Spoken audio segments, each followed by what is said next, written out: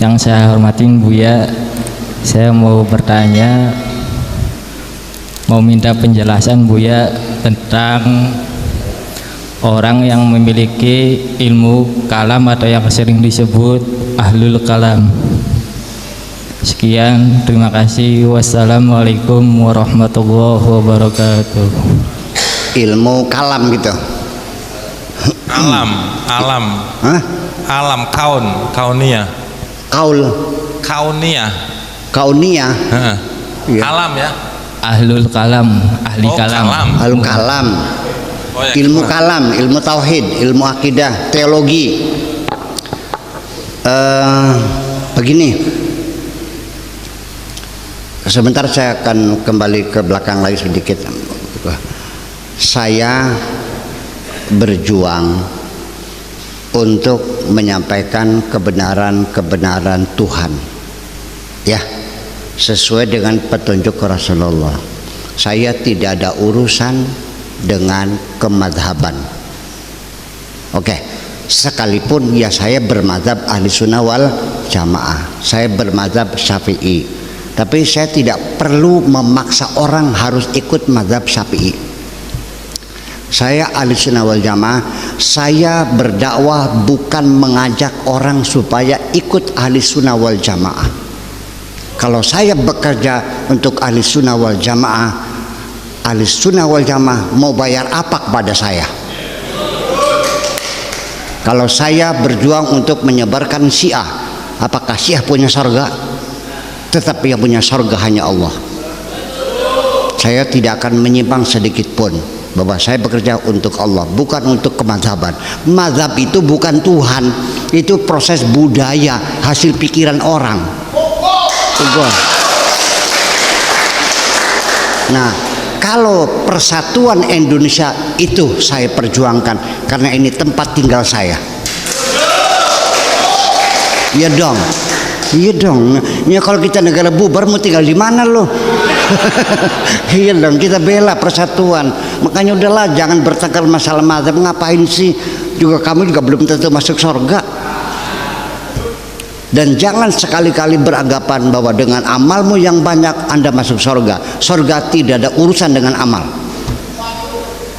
Nih, dengarkan Nabi bilang, la yadkhulu ahadukumul jannata bi'amalih. Tidak ada jaminan siapapun masuk surga berdasarkan amal. Lalu mereka bertanya, wala anta ya Rasulullah, termasuk engkau juga? Ya, bala wala ana kadzalika bal bi fadlihi wa manhi. Aku pun kalau masuk surga bukan karena amalku, tapi kalaupun aku masuk karena kebaikan Allah saja. Oke? Jadi sama Allah jangan hitung ijir. Bekerja dengan tulus ikhlas, ya. Semua yang kita lakukan just because I love you, kan aku mencintaimu, itu aja persoalannya. Iya dong. Mana sih? Saya majikan saya Allah, maka yang penting bagaimana Allah senang, bukan bagaimana kamu senang. Ada urusan sama. Kita kan gitu. Nah, ilmu kalam juga sama, itu perkembangan peradaban kebudayaan umat Islam. Ketika Nabi diutus jadi Rasulullah, Al-Quran diturunkan perlahan-lahan, munajjaman, bertahap. Itu tidak ada orang belum ada ilmu kalam, belum ada ilmu kalam, belum ada ilmu tauhid, belum ada ilmu tajwid, belum ada ilmu tafsir, belum ada ilmu hadis, belum ada ilmu fikih, belum ada. Nah, setelah umat Islam berkembang, membuat suatu komunitas, bikin negara, punya tentara, kan punya pemerintahan, berhubungan dengan bangsa yang lain, bersentuhan dengan peradaban di Yunani, dengan para filsuf, dengan Aristoteles, dengan Socrates, dengan segala macam. Itu bagaimanapun itu namanya akulturasi budaya. Dari situlah membangun pemikiran umat Islam, baru mereka berpikir tentang teologi, tentang ketuhanan. Dulu nggak ada sifat itu wajib 20, nggak ada sifat wajib 20. Pokoknya mereka yakin kata Al-Qur'annya innallaha ghafurur rahim. Ya udah, Allah Maha Pengampun, Allah Maha Penyayang. Alimun Hakim, Allah Maha Mengetahui, Allah bijaksana. Udah gitu aja. Tidak apa yang dikatakan ya sudah selesai. Nggak ada sifat wajib 20 sifat, misalnya 20 sifat 1, akhirnya khamsi ada 50. Para rusulnya 4 wajib 4 mustahil, itu akhirnya 9 tambah 41 berarti 50. Itu standar akidah. Ya silakan aja. Apa kalau orang tidak belajar ilmu kalam itu bukan bisa tidak beriman gitu? Ya enggak juga kok. Ya itu pas budaya. Mazhab juga sama, dulu nggak ada mazhab kok. Jadi kenapa sih kamu saling bertengkar antara mazhab? Kalau yang kamu bela adalah mazhab, silakan minta surga kepada mazhabmu. Ya itulah lillahi ta'ala semuanya. Nah, jadi munculnya ilmu kalam itu adalah pengaruh karena orang Islam bersentuhan dengan kebudayaan peradaban Yunani, terutama dengan ilmu filsafat itu. Ya, sebelum itu yang nggak ada. Sok nanya sama sahabat sahabatnya Abu Bakar, Umar, Utsman, Ali, nggak ada itu, nggak tahu. Itu kan sejak kapan? Pada Daulah Umayyah, ketika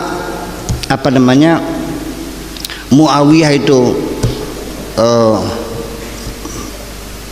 memindahkan pemerintahan dari Madinah ke Syam, berdirilah negara kerajaan murni, kerajaan diktator mutlak. Ya, itu adalah menunjukkan bahwa eksperimen kehidupan demokrasi, pemimpin dipilih dan musyawarah, ternyata sepertinya kalau bayi lahir belum saatnya, namanya prematur, kembali bentuknya kerajaan lagi. Karena waktu itu manusia nggak paham kepala negara dipilih itu, nggak ada, ya raja. Selama Daulah Umayyah tidak memproduksi ilmu apapun, sibuk dengan kekuasaannya, yang penting menaklukkan, serang sana serang sini, belum membangun ilmu pengetahuan, nggak ilmu kalam, nggak ilmu akidah, nggak, masih nol. Baru setelah pindah ke Daulah Abbasiyah, nah disitulah mereka menyebar, belajar ke Yunani, belajar ke India, ke Mesir, terus menyebar. Nah baru mereka itu artinya terpengaruh, sehingga ada dugaan gitu bahwa orang Arab itu disebut ahlul fitrah. Kalau Yunani namanya ahlul fikrah. Kalau orang India ahlul akidah. Jadi kalau orang Arab itu berpikirnya secara fitrah, sangat sederhana, alami, ya, dalam bentuk syair-syair yang indah-indah dan sebagainya. Kalau pemikiran itu dari Yunani datangnya. Nah, kalau ajaran-ajaran kayak tasawufnya, torekotnya dan sebagainya itu pengaruh dari India konon katanya, ya kan gitu. Sebab kalau misalnya masih blank, masih bersih, yang penting ada yang seperti itu. Ya, teknologi barat sekarang, betul nggak? Kita bilang. Nah, itulah sebabnya. Tetapi kemudian ini orang-orang ahli ilmu kalam, ya kan, orang-orang rasional Mu'tazilah yang berpikir dengan logikanya, golongan rasionalis, mereka mengabdikan ilmunya, membangun peradaban Islam, membangun ilmu kedokteran seperti Ibnu Sina, bikin rumah sakit, melakukan uji coba berbagai macam rerumputan dan dedaunan untuk obat-obatan, menjadi ilmu apoteker. Kemudian juga bikin rumah sakit. Al-Biruni meneliti metalurgi, mencoba segala macam logam, menyumbangkan pengetahuan. Imam Al-Idrisi nyusur pantai, naik onta, susur pantai, bikin peta dunia. 20 tahun lamanya mengabdikan umurnya untuk kemanusiaan. Orang Mu'tazilah banyak berjasa membangun peradaban Islam, habis dibantai 10.000 orang yang meninggal, habis sampai sekarang. Nah itulah makanya, ya kenapa malah saya bukan Mu'tazilah, tapi Mu'tazilah berjasa, diakui enggak? Akui dong, nggak ada urusan. Iya, nah itulah makanya kenapa kaum rasionalis dibantai semacam ini. Sampai sekarang pun ada beberapa negara umat Islam yang mengharamkan ilmu filsafat. Ilmu kalam tidak boleh, sudah ada loh. Nah kalau saya ya tidak boleh dong, ya silakan aja. Ilmu sihir juga boleh, nggak apa-apa, tapi jangan dipakai.